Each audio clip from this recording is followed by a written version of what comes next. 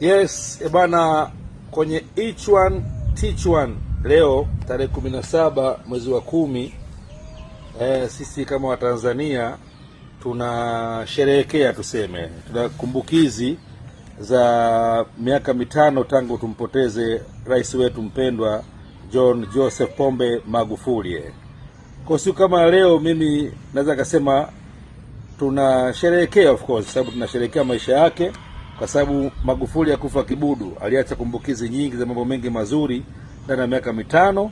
Kwa ni furaha, ni sherehe, kama ambavyo mzazi, hasa mzazi wa kike, anapokuwa anakumbuka siku alipojifungua mtoto wake wa kwanza, uchungu mkubwa, lakini baadaye mtoto amekuwa ni matunda, anafurahia, anasherehekea. Ingawa pia mimi natamani kuikumbuka, kuisherehekea siku ya leo, kwa mimi ambaye pengine kama ile dua ingetimia ile, leo mimi ningekuwa na miaka mitano, majivu yangu yako baharini huko, nishachoma moto siku nyingi, sababu ningekufa. Ila sababu Mungu hapangiwi, bado tuko hai kwa pamoja, tunafanya kumbukizi ya mpendwa wetu. Ingawa sasa nataka nitumie hii nafasi kuwaasa vijana, kuwaelekeza vijana, hasa kipindi hiki cha mitandao ya kijamii, uzushi mwingi, uongo mwingi ambao wakati mwingine unaweza kupa matatizo. Kwa sababu gani? Leo mimi kwenye kumkumbuka Magufuli nimekutana na vijana wa mtaani tu hapa. Wao nimekutana nao wanalalamika, wanawaka, bwana afande, bwana inakuaje mfalme, bwana leo ni sikukuu muhimu ya Magufuli alivyokufa, lakini cha ajabu bwana, tangu asubuhi huku mitaa yetu haina umeme.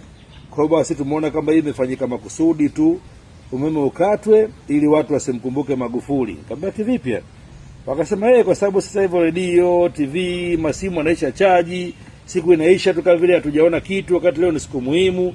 Hii itakuwa makusudi imefanywa ili tusimkumbuke mzee bwana. Sasa najua bwana.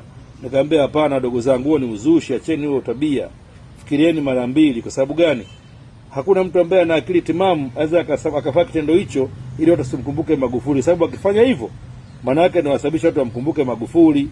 Kwa sababu watu watasema ingekuwa Magufuli umeme usije katika, sababu alijenga mabwawa ya umeme ambao hadi ya kuuza nje, yani umeme wa uhakika.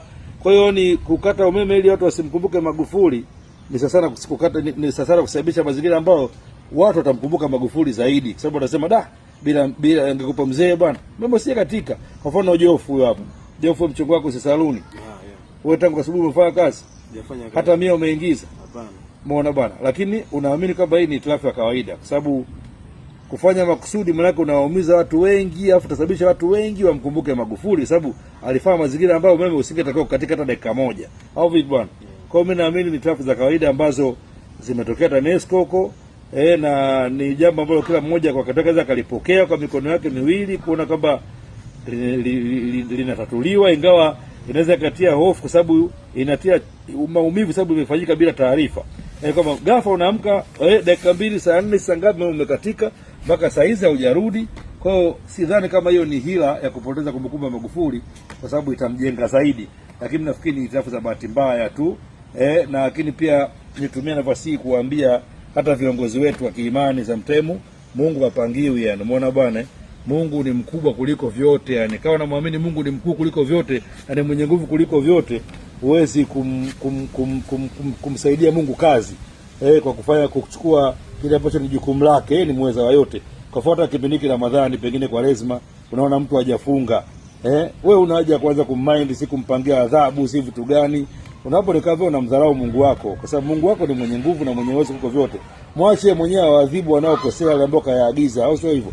Kama maagizo yake yamekosewa, mwache Mungu mwenyewe ataadhibu, kuliko wewe uanze kuchukua sheria mikononi kuanza kuadhibu mtu sijafunga, siji mtu kafanya hivyo afe.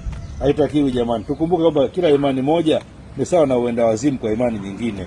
Imani zote ni uenda wazimu. Kikubwa ni kila mmoja kuheshimu imani ya mwingine. Tusiingiliane kwenye imani, tusipangiane. Sasa kama ni Mungu, kila jamii na Mungu wake, kenda China huko India, watu wana miungu yao, lakini kikubwa ni kwamba Mungu wa mwisho ni Mungu mweza wa yote, ni mkuu kuliko vyote. Na basi ngenda sema basi Mungu ni jua, ambao ndio kubwa kuliko vyote, na ndio ambao toka alizaliwa alijawahi kufa, alijawahi kuzimika, na siku ikizimika dunia pia imefika mwisho. Kwa hiyo jamani, tuheshimiane tu, kila mtu aamini imani ya mwenzie. So Mungu na wanadamu, each one teach one. Magufuli, rest easy father, sisi nyingi tutaonana.